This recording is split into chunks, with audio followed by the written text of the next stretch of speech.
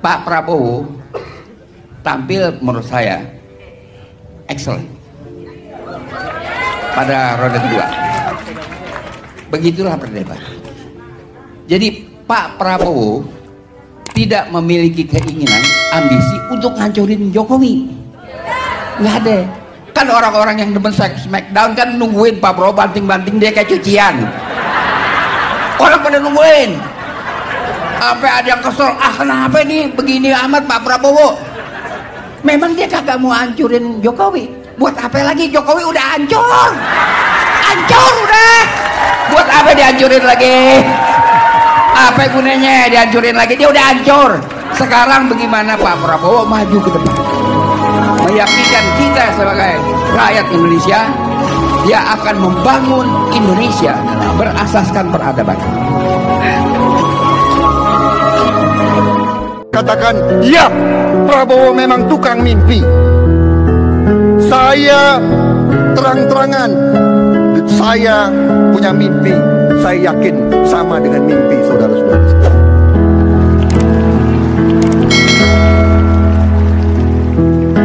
Saya tahu apa impian anak-anak muda yang duduk di belakang saya ini. Saya tahu, karena dulu saya pernah muda seperti mereka. Saudara-saudara, kita harus merebut keadilan.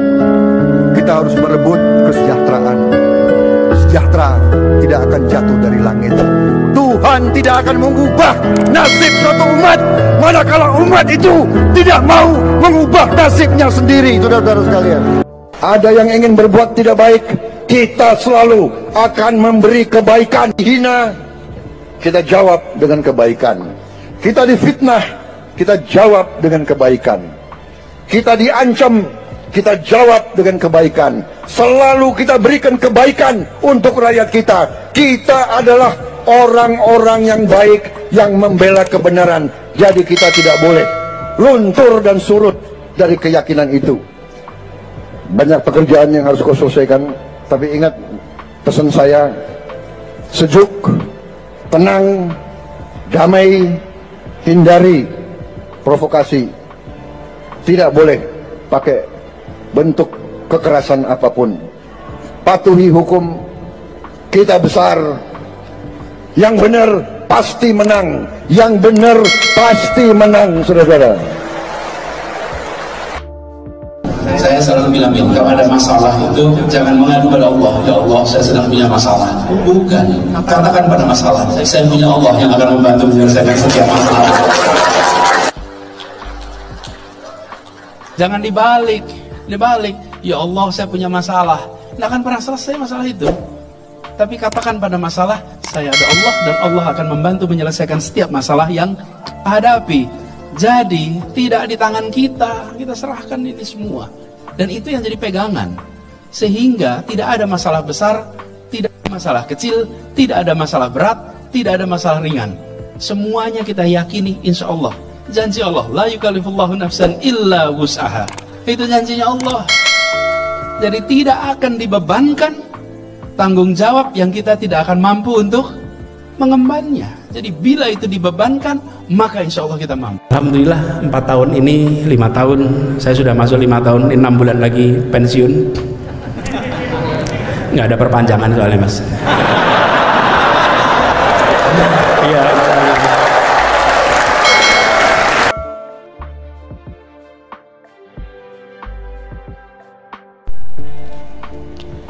Rakyat Indonesia itu sangat heterogen dalam berbagai hal, etnis, bahasa, budaya, agama, golongan, dan lain-lain. Maka dalam melakukan kontrol dan pengawasan juga kritis, bias sangat multicara. Maka ada kemungkinan pejabat publik dari etnis, agama, suku, dan budaya berbeda bisa merasa dihina dengan kritikan rakyat, bisa mengadu kepada polisi, dan polisi bisa menjarakan si pengkritik. Jika ketentuan ini dimaksudkan agar kekuasaan umum atau lembaga negara dihormatin, bukan mengancam pidana rakyat yang notabene pemegang saham terbesar dalam sistem kekuasaan pemerintahan demokrasi, melainkan memperketat pengawasan kepada para pejabat publik untuk menjalankan amanat undang-undang secara konsisten, agar rakyat sebagai pemegang saham terbesar mempercayai si pejabat untuk memangku jabatan yang lebih tinggi.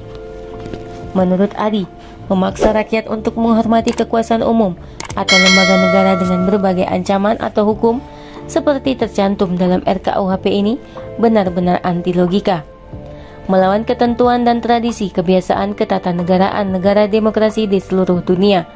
Karena itu, lebih brutal dari pemerintahan zaman kolonial. Adi sepakat bahwa semua lembaga negara, terutama yang pejabatnya dipilih rakyat secara langsung melalui demokrasi elektoral, harus dijaga kewibawaan, kehormatan, dan kesuciannya. Tapi jangan ngaco, bukan rakyat yang harus menjaga kehormatannya, tapi pejabat yang menduduki jabatan di lembaga negara itu. Dia tidak boleh cacat sedikitpun di mata rakyat, di mata publik. Jika integritas moralnya cacat, sedikit saja dia harus berpikir untuk lekas mundur sebelum rakyat mengkritik dan menghinanya secara terbuka, tegasnya. Lembaga negara, jabatan publik, memang harus diperlakukan seperti kitab suci, dijaga secara seksama. Akan tetapi, sambungnya, sebelum menyentuh kitab suci itu, semua pihak harus dalam keadaan bersih untuk menjaga kesuciannya. Menurut Adis, ada peringatan langsung dan tepat waktu untuk menelanjangi para perancang RKUHP, yaitu skandal Perdana Menteri Inggris Boris Johnson. Kedudukan PM Inggris itu mulia, bergengsi, dan bermartabat. Maka ketika Boris Johnson dianggap mengotori kehormatan kursi PM Inggris, maka publik menuntutnya untuk mundur.